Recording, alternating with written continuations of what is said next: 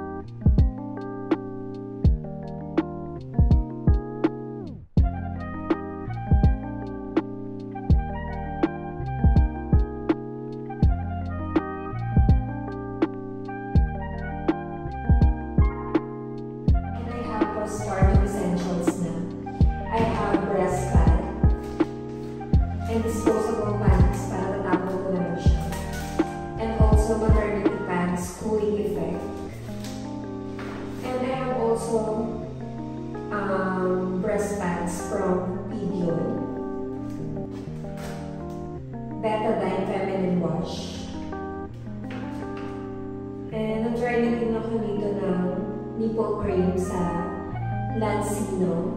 And also, na-try din ako dito sa Baths and Beams First Fading Cleansing Mist. And another Baths and Beams Rich Chaser Perennial Spray. Na-try ko din siya.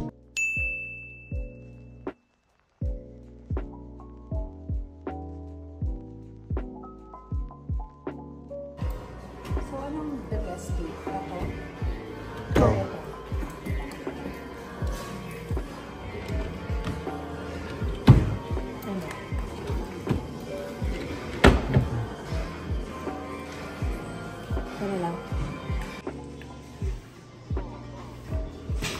Okay, let's try it. Assemble mo yan, babe, ah.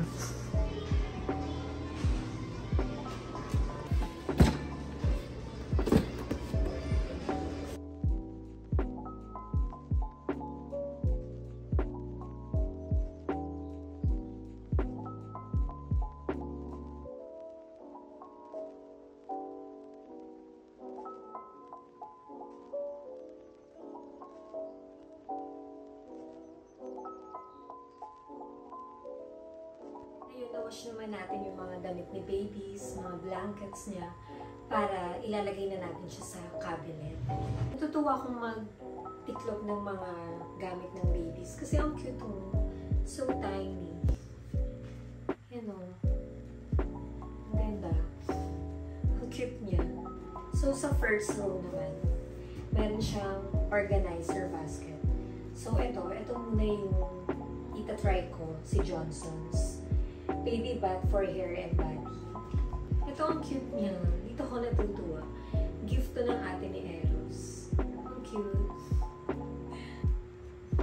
And also nail clippers. And also thermometer. Nabay ko to sa TikTok. Ayan. Para pag may sakit yung baby, check lang namin siya mabilis. And hairbrush set. Pinili ko siya sa Tiny Baths and Manzanilla. Kasi hindi ko kasi alam kung saan siya hiyang eh. So, kaya bumili ako nito na yung pang dati pa. Kasi naalala ko yung bata ko. Tsaka yung kapatid ko, ganito yung ginagamit sa amin ni Mami. So, bumili din ako. And, Betadine. Aftershots, pag magpipedya na si baby. And in a rush, bumili rin ako.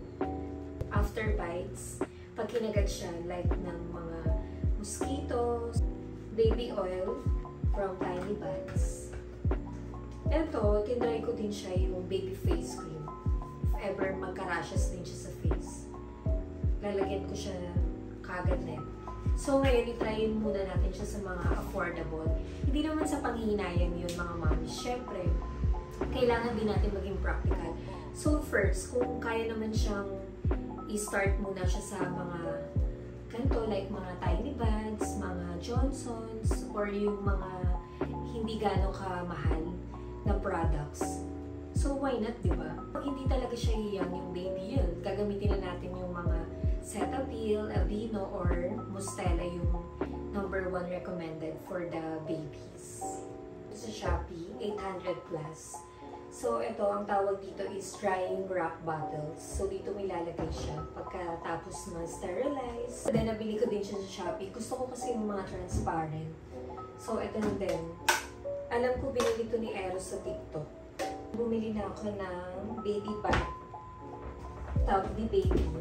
Doon muna siya sa amin. Katabi muna namin siya, si baby. Hindi muna namin siya ilalagay sa basket. And pillow. Dalawa yung binili ko para palitan niya. Ito ang cute nito. Pero alam ko ngayong newborn daw, hindi daw siya pwedeng iunan pa. So, pag lumaki na siya ng konti, cute. Sarap niya. Ang lambot. Sa bassinet niya. Hindi madami na akong blanket eh. Nag-partner ako, bunny yung pillows, tsaka bumili na rin ako ng bunny na blanket. Ito rin ito sa Shopee. Ito naman, sa crib niya. Kasi malaki to eh. Malaki to sa bassinet niya. So, ito ilalagay ko to sa crib niya. Ang size na ito mga mamis, 300 cm. Depende yan sa laki or liit ng size ng crib nyo or bassinet nyo, kailangan yung i-check para fit siya.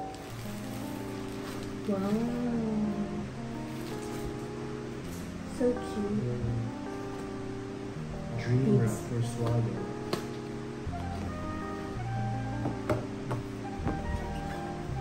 Swaddling. And this. Another gift of the Leah. I like it. I like the color.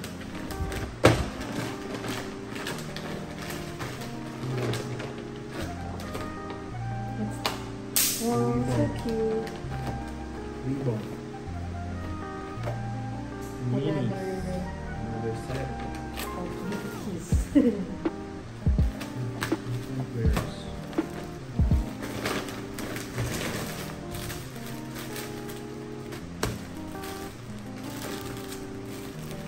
Beep. Ano ba beep? Very cute pink. And last, cellular black. Another bag. That's it. Thank Thank you. you, Peachy, for all of the baby wears. Baby stuff.